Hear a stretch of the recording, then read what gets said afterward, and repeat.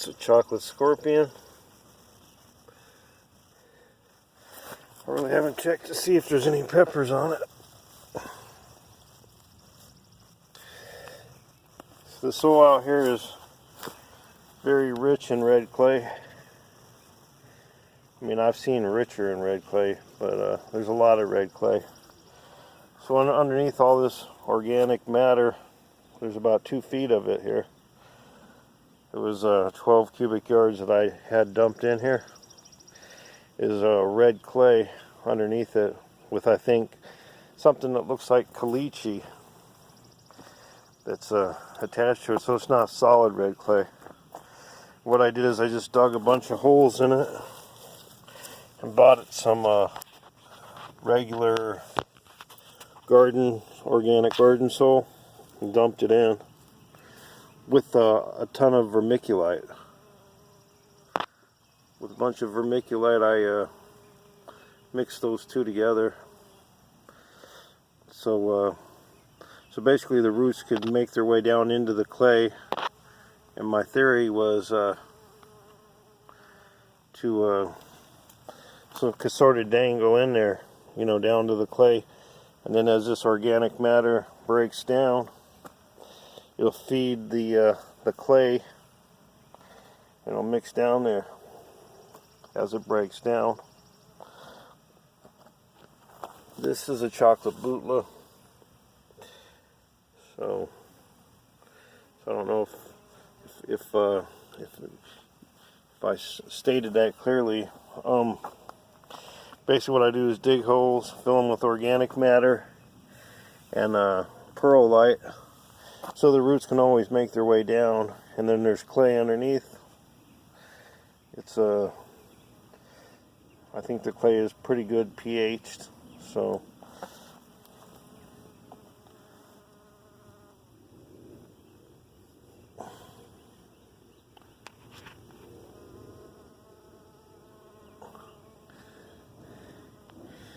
yeah, the pH on the clay is pretty good.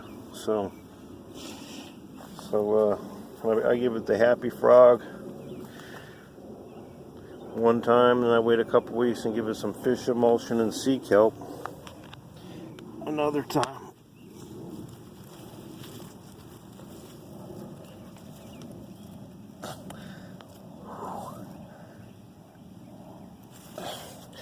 Chocolate bhutlah there.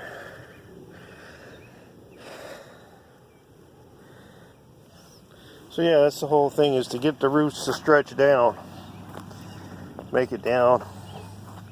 Sometimes I'll go a couple weeks without watering to make sure these roots don't get lazy root or whatever you call it, and they can stretch out.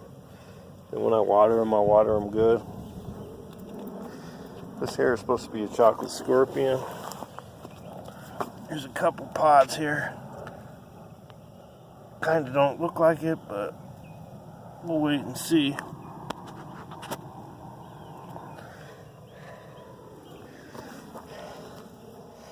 This here is a reaper. Big healthy plant. Over here, this ghost pepper on the end, I picked one off the other day, and it's chocolate ghosts. I don't have one, really a ripe one that I can get to very easy, but there's some pretty fat ghosts. This is pretty much was all clay over here, and I just dug a hole, filled it with organic matter. So you know, it works good if you have clay soil. If you can dig a real deep hole in it, load it with vermiculite and organic garden soil, and then mulch the top real good. That way when it rains, it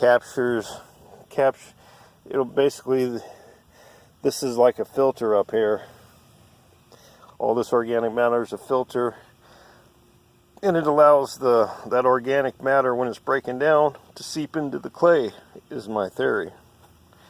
And then the roots are already down there, as I let them stretch out. And then there's plenty of always plenty of oxygen to the roots because they're just dangling. Pretty much enough vermiculite, and it gets down there. I mean, allows the roots to get down there and not to flood up here. It captures the water down in the clay, and they got a good source. This I thought was a chocolate Borgnine. I don't know if it's done ripening yet, but there's another one.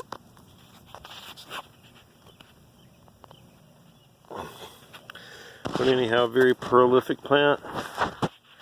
Good amount of heat. The one we just skipped over here is a Jay's Peach Ghost Scorpion that is finally starting to put out peppers. There's a ripe one right there. But I don't know if you can see that. Assuming you probably can. But this plant I started kind of early. The one we went over here was a Ghost, and I've picked about 25 already peppers off it. And it's overwintered Ghost from last year's garden. This one here I think is a Reaper.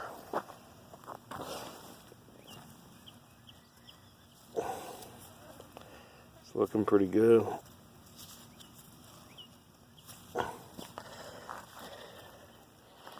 There's a Ghost pepper here.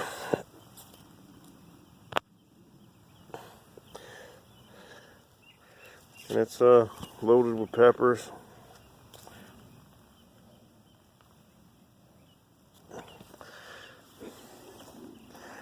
So I started these plants early.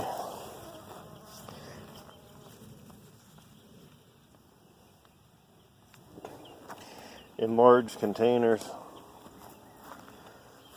and to be busy at work.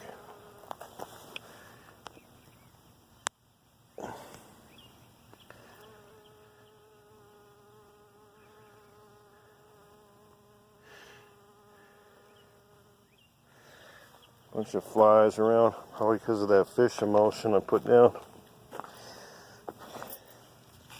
But yeah, these are more of those Ghost peppers. And yeah, this one's a Reaper over here. It's supposed to start raining. It's rained a lot. It's been a couple weeks, like I said, and I let them dry out. And then I fed them this morning because it's supposed to rain off and on for about another week. I think this is a Ghost pepper here. Yeah, it's a gnarly looking pod right there.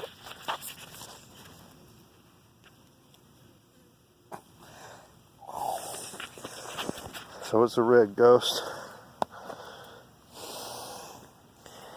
And over here, chocolate Scorpion. These stems are a little low to the ground, but I don't see it picking up any bacteria. Mostly getting eaten up by leaf miners. And then you got the chocolate bhutlah there, and another bhutlah there. Let's see if I can get this to focus. Sorry this video kind of went on, but I kind of wanted to give you a sense of how I do with clay soil. You just basically use the clay to your advantage, and that way you don't have to water as much. Anyhow, that's the update. Hope you enjoy. Over and out.